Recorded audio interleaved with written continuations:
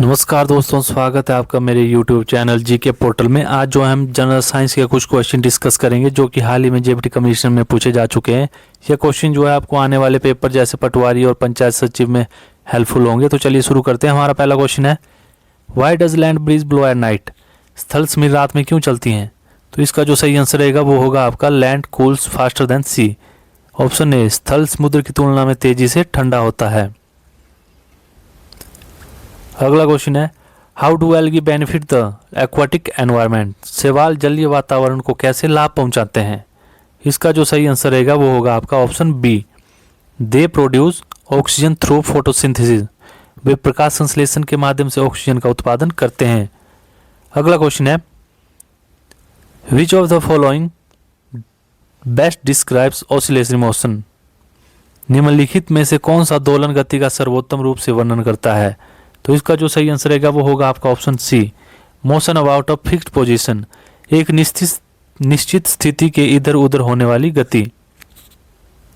अगला क्वेश्चन है, during the Harappa civilisation which distinctive feature was often seen on the surface of pottery? Harappa सभ्यता के दौरान मृदभांड के पृष्ठों पर प्रायः कौन सी विशिष्ट विशेषता दिखाई देती थी? तो इसका सही आंसर रहेगा ऑप्शन सी, काले रंग की डिजाइन से रंगे हुए चमकीले लाल पृष्ठ, bright red surfaces painted with black design.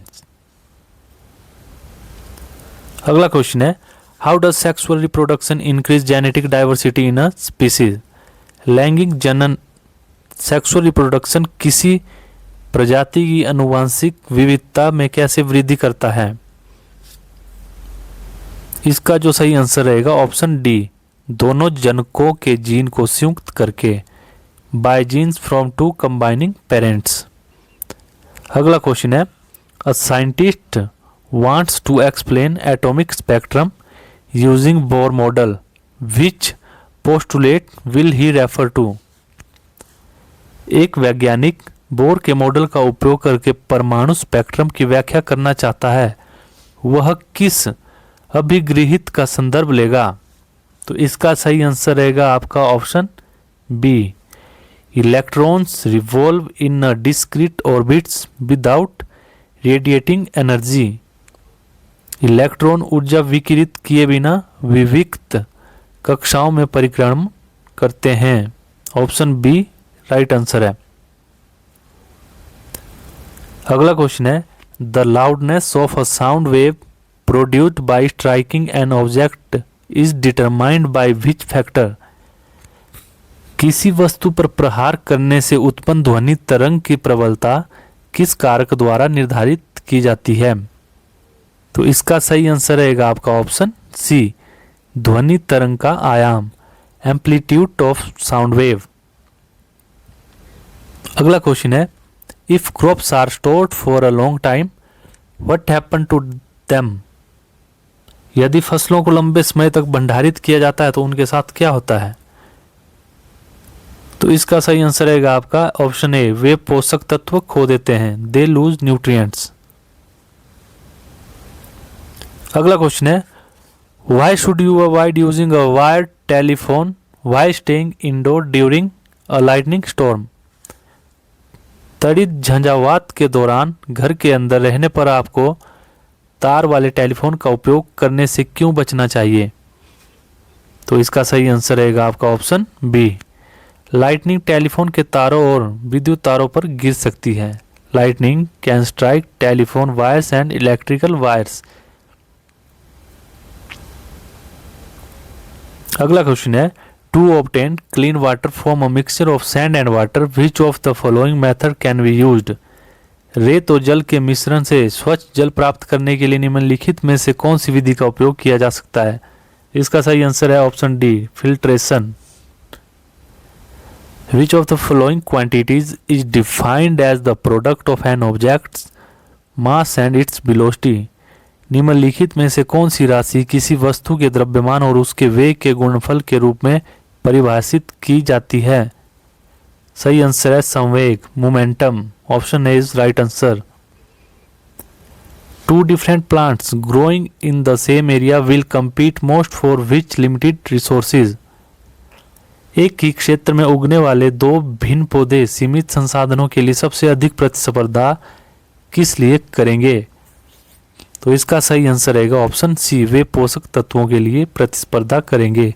They compete for nutrients.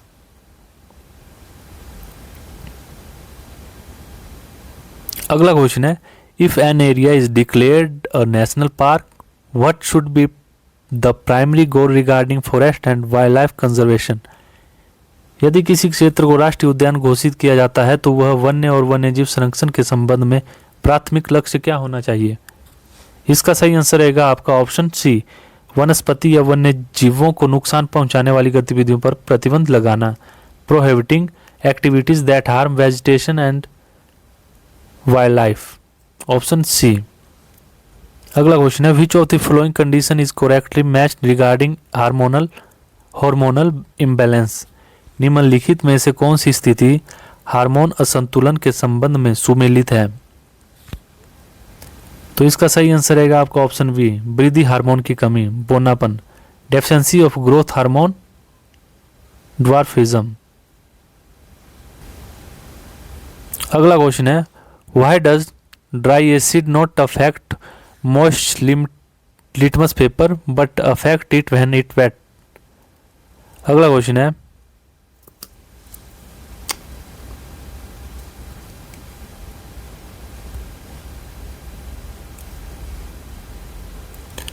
Next question है, why does dry acid not affect moist litmus paper but affect it when wait.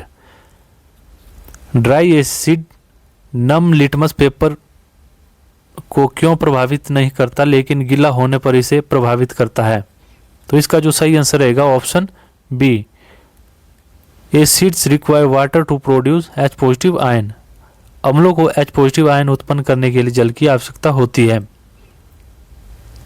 इसलिए dry acid not affect moisture litmus paper but affect it when wet. अगला question है, a school wants to replace all fluorescent tube with CFLs to reduce its electricity bill. Based on their use, what could be the potential benefit? एक school अपने बिजली bill को कम करने के लिए सभी फ्लोरोसेंट ट्यूबों को CFL से प्रतिस्थापित करना चाहता है। इनके उपयोग के आधार पर संभावित लाभ क्या हो सकता है? तो इसका सही आंसर रहेगा option D, less energy consumption for same amount of light. समान मात्रा में प्रकाश के लिए कम ऊर्जा खपत, ऑप्शन डी राइट आंसर है। अगला क्वेश्चन है, due to which property of liquids do they take the shape of container in which they are kept. द्रवों के किस गुणधर्म के कारण वे उस पात्र की आकृति धारण कर लेते हैं जिसमें उन्हें रखा जाता है? तो इसका सही आंसर रहेगा आपका ऑप्शन सी, द्रवों में ऐसे कण होते हैं जो एक दूसरे के पीछे सरक सकते हैं। Liquids have particles that can slide past each other, option C. अगला क्वेश्चन है, which domestic fire control method works by cutting off the oxygen supply to burning material. कौन सी घरेलू अग्नि नियंत्रण विधि जलती हुई सामग्री को ऑक्सीजन की आपूर्ति का अवरोधन करके कम करती है? तो इसका सही आंसर रहेगा आपका ऑप्शन सी, जलते हुए पैन को ढक्कन से ढकना, covering a burning pan with the lid. Next question है, how does burning fuel in factories contribute to the formation of acid rain. कारखानों में ईंधन जलाने से अम्लीय वर्षा के निर्माण में किस प्रकार योगदान होता है?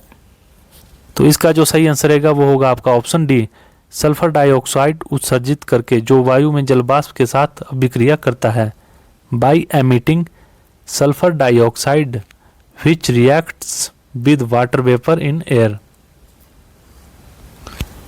अगला क्वेश्चन है, which of the following methods is not a solid separation technique. निम्नलिखित में से कौन सी विधि ठोस पृथक्करण तकनीक नहीं है? तो इसका सही आंसर रहेगा आपका ऑप्शन डी, सिंचाई, इरिगेशन। तो आज के लिए बस इतना ही, मिलते हैं अगले वीडियो में। अगर आपको वीडियो पसंद आई है तो वीडियो को ज़्यादा से ज़्यादा शेयर करें और मेरे चैनल को सब्सक्राइब करें। Thank you.